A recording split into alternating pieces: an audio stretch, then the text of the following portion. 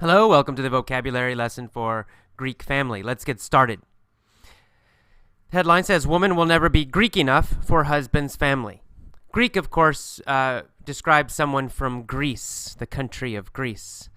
And then she starts the letter, Dear Abby, I married a Greek man whose family never accepted me. She said she was young and naive. Naive means innocent. It means, but not like guilty and innocent. It means you don't have much experience in the world. You don't know much about the world. And it also has the idea that you trust people too much, right? You're maybe too friendly, too open, too much trust. You're not careful enough with people. That's naive.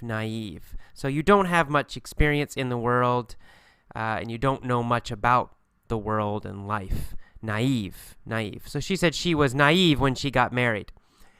And she said she tried to fit in with her husband's family, and she converted from Catholicism to the Greek Orthodox faith. To convert means to change, and it can have a religious meaning. In this case, of course, it does have a religious meaning. To convert, in this case, means to change religions. And we usually say convert to a new religion. So if you convert to Christianity, it means you used to be another religion, now you're a Christian. If you convert to Buddhism, you used to be something else, now you are a Buddhist. So that's to convert, to change from one religion to another. All right, and she uses the word faith here. She converted to the Greek Orthodox faith.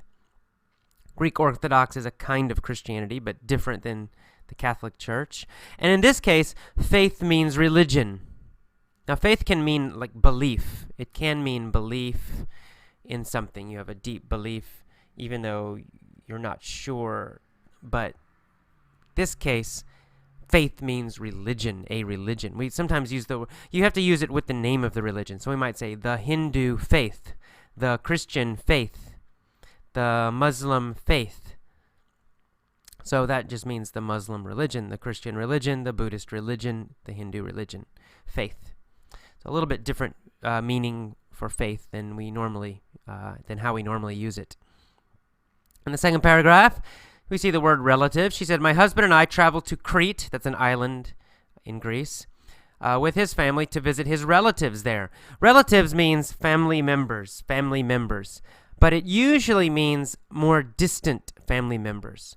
So your husband, your wife, your children, they are not relatives. We don't use the word relatives to describe your close family, like your husband or your children. Relatives usually means grandparents, cousins, uncles, aunts, nieces, nephews. All of those people we describe as relatives. So they're in your family, but they're not living in your house. Well, they might be living in your house. Your grandmother could live in your house, but they're not so close, and it's not your immediate family. Relatives are a little farther away, like grandparents, cousins, etc. All right. And she said some extended family members refused to share the dinner table with her. Extended family has the same idea as relatives. Extended family means grandparents, uncles, aunts, and cousins. We usually say immediate family or nuclear family. That's your husband or wife and your children.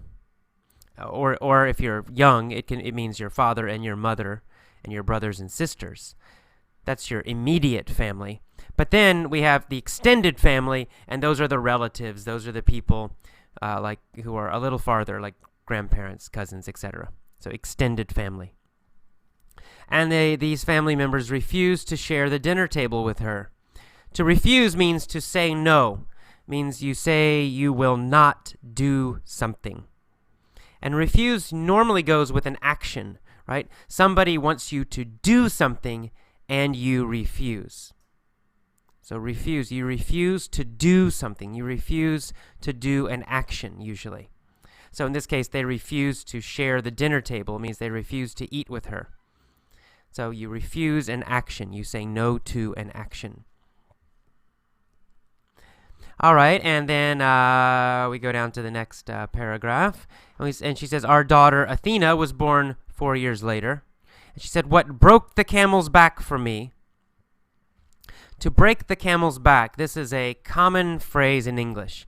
It has a short version and a long version. This is the short version. If you say, what broke the camel's back? But we also sometimes say, the straw that broke the camel's back. The straw that broke the camel's back, or just broke the camel's back. Either one, it means it's the last thing.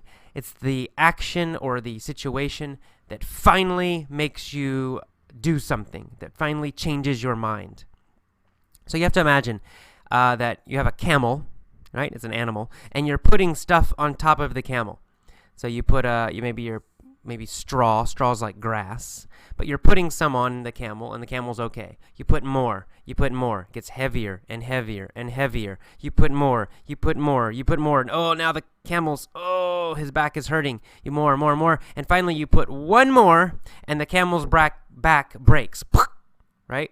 So it's the final thing, it's the final bad experience that causes the camel to break or to die. This is where it comes from. And so it means like that you have some kind of bad situation, and it's been happening a long time. So let's say in this case, the family, they do something bad to her. Then they do another thing that's bad. Then they do another bad thing. Then another. Each time she's a little more upset, a little more angry. But more bad things, more bad things. Finally, they did something to her daughter. They were rude to her daughter. That was the last straw. Right? That's what broke the camel's back. It was the last event. After this, she's so angry, she will not be nice to them anymore. It's the final action, and now she can't handle it anymore. All right, and so what happened is that the father-in-law was giving money to all the grandchildren who had Greek heritage, but didn't give one to their daughter. Heritage means when we talk about Greek heritage or German heritage or Japanese heritage, heritage means where your family comes from. Where your family comes from. And it was talking about your family in the past. So it doesn't mean right now. So we can have someone, this child was born in America. So the girl is American, but she's of Greek heritage because her father's Greek. Her grandparents are Greek, right? Half of her family is Greek. So she's not Greek. The girl is not Greek because she's American, born in America, lives in America. But she is of Greek heritage, right? Her family is Greek. So if an immigrant comes here, say from Mexico, they're Mexican. But their children, let's say they're born in America, they grow up in America, they always live in America. They're Americans, but they're of Mexican heritage. Their family, going back in history, was Mexican. All right. And then we keep going, and she says that her little daughter was really upset when she didn't get money from her father-in-law like everybody else. And then she said her husband just tries to stay neutral.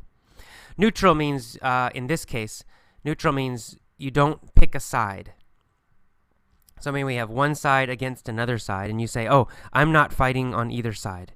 I'm in the middle. I will not support either side. I am neutral. So the husband won't support his wife and daughter, and the husband also won't support his Greek family. He just says, I'm neutral. He won't help either one. He won't choose either side. And then finally, in the last sentence, she says, Abby, how far should someone have to go, or how far should I have to go to fit in with my husband's family? Remember, to fit in means to have a good relationship with. To fit in with the family means have a good relationship with the family, to belong to the family, to be part of the family. That's to fit in. So she's saying, how far should I have to go to do this? And that means, how far do I need to go? How far should I have to go? That just means, how much do I need to do? How much do I need to do? Or how much should I try? That's the meaning of that phrase. How far should I have to go to learn English? It means, what must I do? How much do I need to do to learn English? Or, how much do I need to try to learn English? How far do I need to go? All right. So that's all. That's all the vocabulary in this little thing. Listen to this a few times. Make sure you know the vocabulary. This one's not too difficult, I hope. And then we'll move on to the mini story. See you next time. Bye.